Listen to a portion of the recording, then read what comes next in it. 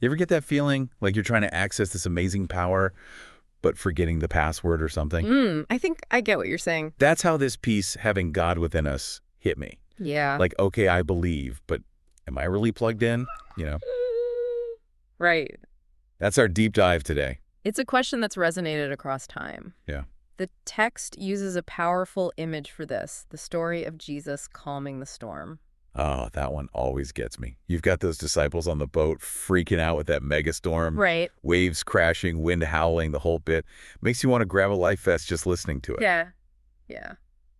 But get this, Jesus is right there with them, snoozing. Doesn't quite add up, does it? Not really. So they knew Jesus. They had seen the miracles, right? Exactly. This wasn't about a lack of faith in his power, but more about where that faith resided, externally with Jesus, not yet internally. So knowing God's got you versus like that deep down confidence even when chaos is all around. Exactly. Okay, I'm getting chills just thinking about that. Think of it like this. You find a first aid manual right after you've sprained your ankle. Helpful, sure. Right. But just having that manual doesn't fix your ankle. Right. You need to internalize that knowledge, apply it, let it guide your actions.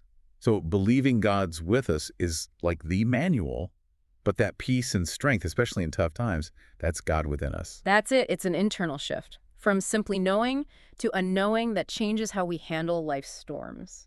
And the disciples on that boat, they were still on that journey, right? Which is actually kind of comforting. Absolutely. It's a lifelong journey.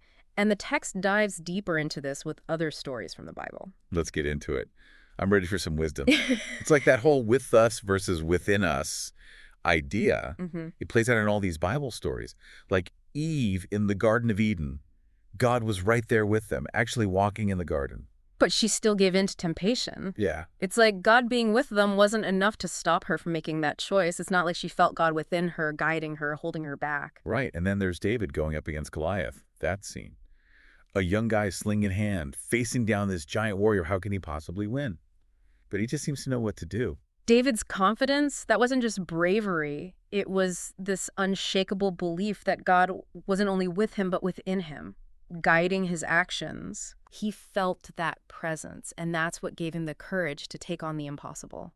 And it's not something he had to, like, think about or force. It just came naturally. He was acting on that inner knowing. Exactly. The text even says David didn't rely on himself, his own strength or skill, but on God's power working through him. That inner strength, that's what made him unstoppable.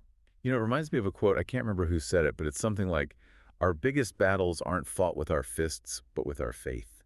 I like that. It's that courage and strength coming from within, not from what's happening around us. It makes me think of another example. Moses leading the Israelites against the Amalekites.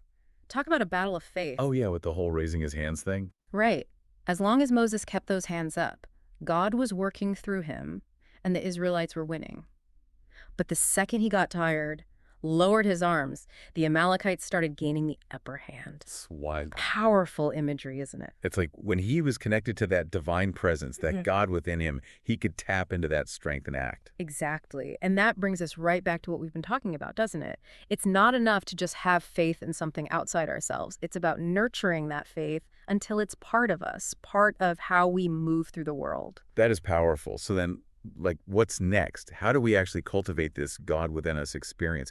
This has been amazing, but I want to know how to live this, you know? And that's what's so great about these deep dives. It's not just about learning, it's about taking what we learn and letting it change us. The text actually gives us some practical steps for building that connection within. Okay, I'm ready. Let's dive in. Yeah. So we know it's about having this God within us experience, but how do we actually get there? Like, how do we move past just believing to really living it? That's the question, isn't it? The text offers some practical steps, though. Okay. It starts with kind of taking stock. Are we just going through the motions of faith, or are we nurturing a real connection with God? So, like, just checking off boxes, going to church, wearing the symbols, or actually putting in the real work? You got it. It's about looking inward and being honest about where we are in our journey. I like that. And from there, it's about going deeper with God. Which probably means something different for everyone, huh? Totally. For some, it might be prayer or meditation. Others, maybe it's spending time in nature, just being present or connecting with people. Right. The text stresses finding what works for you. you know? Mm. What helps you connect with that inner stillness and God on a deeper level? Like finding your own personal hotline to God. Exactly. Not just talking, but really listening for that guidance and wisdom. But it's not all quiet reflection, though, is it? There's got to be action, too, right? You're absolutely right. And the text is really clear on this true faith. That deep down faith we've been talking about, it shows up in what we do. I see. So it's about walking the walk, not just talking the talk. Exactly. Letting our actions line up with our beliefs, letting that inner change flow outward. So it's not enough to just feel peaceful on the inside. We have to let that peace change how we interact with the world, how we treat people, how we show up every single day. Beautifully said.